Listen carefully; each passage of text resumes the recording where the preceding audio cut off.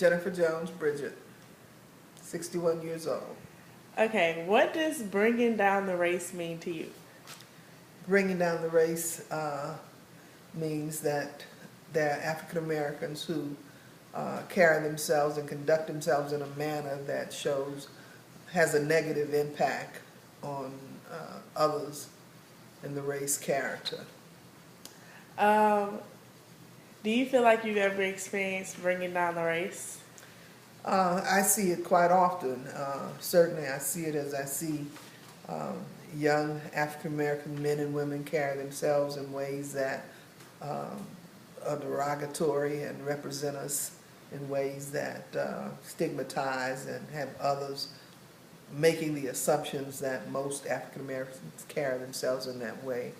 I'm talking about dress, I'm talking about sometimes language, and there are other ways. I see it, I've seen it recently, even on the national stage with Herman Cain, and I've seen it as it happens with religious figures who conduct themselves in ways that certainly does not lend to uplifting but tearing down the African American. So do you think it's gotten better or worse over the years?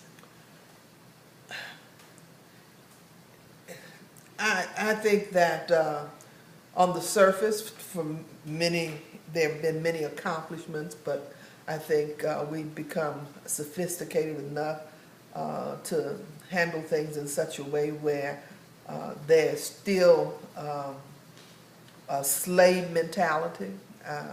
Racism is as prevalent as it has ever been. It just takes a different face.